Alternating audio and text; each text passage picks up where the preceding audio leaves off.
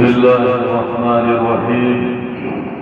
الحمد لله وكفى وسلام على عباده الذين اصطفى، أما بعد، وقد قال الله تعالى في القرآن المجيد والفرقان الحميد: أعوذ بالله من الشيطان الرجيم، بسم الله الرحمن الرحيم. وَإِذْ أَخَذَ رَبُّكَ مِنْ بَنِي آدَمَ مِنْ ظُهُورِهِمْ ذُرِّيَّتَهُمْ وَأَشْهَدَهُمْ عَلَى أَنفُسِهِمْ أَلَسْتُ بِرَبِّكُمْ قَالُوا بَلَى شَهِدْنَا أَنْ تَقُولُوا يَوْمَ الْقِيَامَةِ إِنَّا كُنَّا عَنْ هَذَا غَافِلِينَ. صدق اللہ العظیم. محترم بزرگوں اور دوستوں، میں نے آپ حضرات کے سامنے قرآن کریم کی ایک آیت کریمہ تلاوت کی. اللہ تبارک و تعالی نے اس آیت کریمہ کے ذریعہ انسانوں کو یہ بتایا، یاد دلایا کہ تم دنیا کے اندر جو آئے ہو تو دنیا میں آنے سے پہلے تم مجھ سے ایک عہد لے کر آئے ہو، ایک وعدہ کر کے آئے ہو مجھ سے. وہ کیا وعدہ ہے؟ وَإِذْ أَخَذَ رَبُّكَ مِنْ بَنِي آدَمَ مِنْ ظُهُورِهِمْ ذُرِّيَّتَهُمْ. اللہ تعالیٰ کہہ رہے ہیں کہ وہ اس وقت کو یاد کرو کہ جب ہم نے آدم علیہ السلام سے، یعنی ان کے پشت سے اولاد کو نکالا، اور ان کی اولاد کی پشت سے ان کے اولادوں کو نکالا. وَإِذْ أَخَذَ رَبُّكَ مِنْ بَنِي آدَمَ مِنْ ظُهُورِهِمْ ذُرِّيَّتَهُمْ وَأَشْهَدَهُمْ عَلَى أَنفُسِهِمْ. اور میں نے ان کو سمجھداری عطا فرمائی، عقل و شعور دیا تاکہ وہ اپنے آپ کو سمجھ سکیں. أَلَسْتُ بِرَبِّكُمْ. اور میں نے کہا کیا میں تمہارا رب نہیں ہوں؟ قَالُوا بَلَى شَهِدْنَا. تو ان لوگوں نے کہا، یعنی سارے انسانوں نے کہا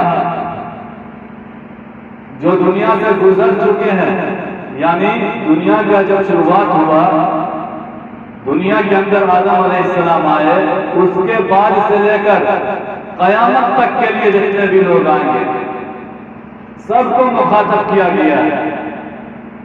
تو سارے لوگوں نے جمع ہو کر کہا کہ کیوں نہیں، بلا کیوں نہیں، آپ ہمارے رب ہیں، آپ ہمارے رب ہیں. قالوا بلا شہدنا.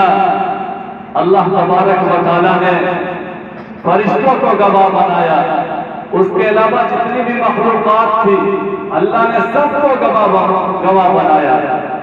ان تقولوا یوم القیامت انا کنا عن ھذا غافلین.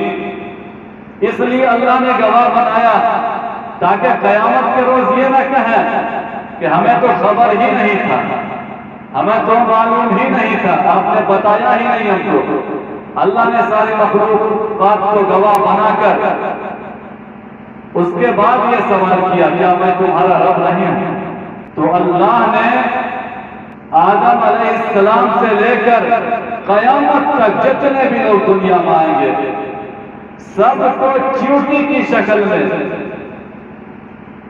عالم ارواح میں، روح کی دنیا میں چیوٹی کی شکل میں پیدا کیا. اللہ چیوٹی کی شکل میں پیدا کر کے وہی عقل و شعور جو ہمارے اور آپ کے اندر ہے، جو ٹھیک آدمی ہوتے ہیں، پاگل نہیں ہوتے ہیں، ویسا ہی سمجھداری اللہ نے دے کر اس کے بعد یہ سوال کیا، أَلَسْتُ بِرَبِّكُمْ. کیا میں تمہارا رب نہیں ہوں؟ سارے کے سارے نے. اور سب سے پہلے ہمارے نبی حضرت محمد صلی اللہ علیہ وسلم نے کہا کہ بے شک آپ ہمارے رب ہیں. اس کے بعد جتنے بھی لوگ تھے سبوں نے کہا کہ آپ ہمارے رب ہیں، آپ ہمارے رب ہیں. تو ہم اللہ سے وعدہ کر کے دنیا میں آئے ہیں اللہ سے عہد کر کے آئے ہیں دنیا کے اندر. اللہ سے ہم عہد کر کے آئے ہیں کہ ہم دنیا کے اندر صرف تیری ہی عبادت کریں گے, صرف تیری پوجا کریں گے, تیرے سوا کوئی اور نہیں ہے. لیکن دنیا کے اندر آ کر ایک حدیث ہے جس کا مفہوم ہے کہ جو بچہ بھی پیدا ہوتا ہے, جو بچہ پیدا ہوتا ہے وہ حالت اسلام میں پیدا ہوتا ہے, وہ مسلمان پیدا ہوتا ہے. کل مولود یولد علی الفطرہ, یہ حدیث کا ایک ٹکڑا ہے کہ جو بچہ پیدا ہوتا ہے وہ مسلمان پیدا ہوتا ہے, وہ دین حنیف پر پیدا ہوتا ہے. لیکن جہاں پیدا ہوا, جس گھر میں پیدا ہوا, اگر اس کے ماں باپ مجوسی ہیں تو بچہ بھی مجوسی ہو جاتا ہے. ماں باپ یہودی ہیں تو بچہ بھی یہودی ہو جاتا ہے. ماں باپ اگر مسلمان ہے تو بچہ مسلمان ہوتا ہے. یہ غور کرنے کی بات ہے. یہ بات دیکھتے ہو یہ ہے کہ ہمارے نبی کی بات یہ کبھی جھوٹی نہیں ہو سکتی. لوگ جھوٹا بنا کر پیش کر سکتے ہیں, لیکن حقیقت میں جو حدیث ہوگی وہ کبھی جھوٹی نہیں ہو سکتی. اور یہاں یہ بات سمجھ میں بھی آتی ہے کہ جو بچہ پیدا ہوتا ہے وہ مسلمان پیدا ہوتا ہے. کیوں؟ اس لیے کہ یہ تو مان لیے کہ مجوسی کے گھر میں پیدا ہوا تو مجوسی ہو گیا, یہودی کے گھر میں پیدا ہوا تو یہودی ہو گیا, نصرانی کے گھر میں پیدا ہوا تو نصرانی ہو گیا. لیکن جو بچہ مسلمان کے گھر میں پیدا ہوتا ہے اس کو بھی تو مسلمان ہونے کے لیے کلمہ نہیں پڑھاتے, وہ مسلمان ہی ہوتا ہے. جو مسلمان کے گھر میں پیدا ہو گیا جو بچہ, اس کو ہم تھوڑی کہتے ہیں کہ کلمہ پڑھو تب تو مسلمان ہوگا, وہ مسلمان ہی ہوتا. اس سے پتہ چلتا ہے کہ واقعی جو بچہ پیدا ہوتا ہے اس وقت وہ مسلمان ہوتا ہے. بعد میں جیسا ماحول ملا اس پر ڈھل گیا وہ ہو گیا. تو اللہ نے جو ہمیں پیدا کیا, اللہ نے جو ہمیں بنایا, تو عالم ارواح نے ہم سے عہد لے لیا کہ میں تمہارا رب ہوں کہ نہیں, تم دنیا کے اندر میری عبادت کرو گے کہ نہیں, یا میرے ساتھ کسی اور کو شریک کرو گے. ہم نے اللہ سے عہد لیا کہ صرف تیری عبادت کریں گے, صرف تجھے مان کر چلیں گے, تیرے سوا کسی اور کی پوجا نہیں کریں گے, تیرے ساتھ کسی اور کو شریک نہیں کریں گے. صرف اتنا ہی نہیں, دنیا میں آنے کے بعد ہر آدمی بھول جاتا ہے, اس بات کو بھول جاتا ہے. تو اس کو یاد دلانے کے لیے اللہ نے ایک اور کرم کیا کہ اسی بات کو یاد دلانے کے لیے اللہ نے نبیوں کا سلسلہ شروع کیا. اللہ نے نبیوں کا سلسلہ شروع کیا. کم و بیش 1,24,000 انبیاء علیہ السلام دنیا میں آیا, اور سب کے سب یہی بات کو یاد دلانے کے لیے. کوئی ایک ایسا نبی بتائیے جو اس کے الٹا پیغام دے کر گیا ہو کہ تم اللہ کی عبادت نہ کرنا, نعوذ باللہ, کسی اور کی عبادت کرنا یا کسی اور چیز کی دعوت دے کر گئے ہو.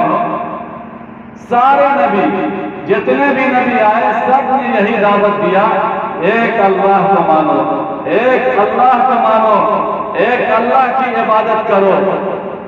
تو نبیوں کے ذریعے اللہ نے یاد دلایا.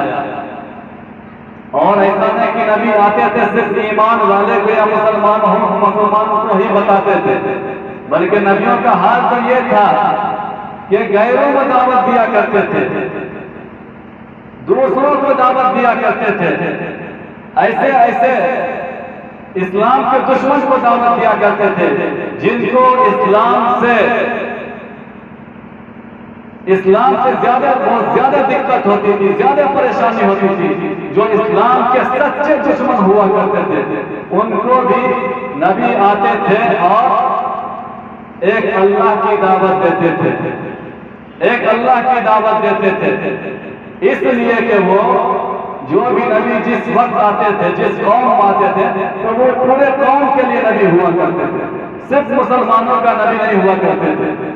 لیکن اللہ نے اور کرم فرمایا کہ ہمارے جو نبی حضرت محمد صلی اللہ علیہ وسلم یہ کسی خاص قوم کے نبی نہیں ہے، کسی خاص طبقے کے نبی نہیں ہے، بلکہ قیامت تک جتنے بھی لوگ آئیں گے، قیامت تک جتنے بھی لوگ آئیں گے سارے لوگوں کے نبی، سارے لوگوں کے نبی۔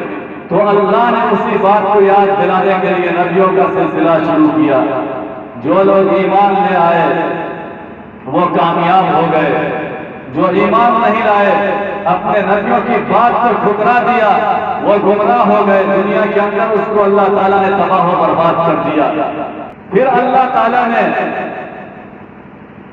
نبیوں کے ساتھ ساتھ آسمانی کتاب کو بھیجا، آسمانی کتاب کو نازل فرمایا، اور اس کتاب کے اندر بھی یہی پیغام دیا گیا، یہی بات یاد دلائی گئی کہ ایک اللہ کو مانو جس نے تم کو پیدا کیا ہے، جو سارے جہاں کا پالنہار ہے، جو سارے جہاں کا رب ہے، جو رب العالمین ہے، جو سارے جہاں کا رب العالمین ہے، جو بیمار کرتا ہے، جو شفا دیتا ہے، وہی تمہارا رب ہے۔ تمہارا رب ایک ہے اور اکیلا ہے، تنہا ہے، اس کے ساتھ کسی کو شریک نہ کرنا۔ صرف قرآن ہی نہیں، قرآن سے پہلے بہت ساری کتابیں آ چکی ہیں آسمانی، اس کے ذریعے سبھی لوگوں کو بتایا گیا، یاد دلایا گیا کہ تم اللہ سے وعدہ کر کے آئے ہو، اللہ سے عہد لے کر آئے ہو، اور دنیا کے اندر تم کیا کر رہے ہو؟ یہ قرآن کریم تو قیامت تک کے لیے لوگوں کے لیے ہدایت ہے۔ ھدی للمتقین، ذالک الکتاب لا ریب فیہ ھدی للمتقین، یہ وہ کتاب ہے جس میں ذرہ برابر بھی شک کی گنجائش نہیں ہے، اور یہ قیامت تک کے لیے لوگوں کے لیے ہدایت کی کتاب ہے، جو لوگ اس کتاب سے ہدایت یافتہ ہونا چاہتے ہیں۔ یہ کتاب بھی کسی ایک خاص طبقے کے لیے نہیں ہے، صرف مسلمانوں کی یہ کتاب نہیں ہے، پوری انسانیت کے لیے یہ کتاب ہے، یہ پوری انسانیت کے لیے ہدایت کی کتاب ہے قرآن کریم۔ ہاں، اس کے بعد کوئی کتاب نہیں آئے گی، ہمارے نبی کے بعد، حضرت محمد صلی اللہ علیہ وسلم کے بعد اب کوئی دوسرا نبی آنے والا نہیں ہے۔ یہی دو چیزیں بچی ہیں جس کے ذریعے سے ہم ہدایت یافتہ ہو سکتے ہیں، صحیح راستے پر جا سکتے ہیں۔ تو کہنے کا مطلب یہ ہے کہ ہم اللہ سے عہد کر کے آئے ہیں، وعدہ کر کے آئے دنیا کے اندر، اور ہم اس بھول بھلیا کے اندر بھول چکے ہیں۔ اس دنیا کی رنگ برنگ چیزوں کو دیکھ کر ہم اس اللہ کو بھول گئے، اللہ کے پیغام کو بھول گئے، اللہ کے حکم کو ہم بھول چکے ہیں۔ اللہ نے کیوں ہمیں بھیجا دنیا کے اندر؟ اسی طرح کی اور ویڈیوز پانے کے لیے اعجاز ہاشمی ندوی کو سبسکرائب کریں۔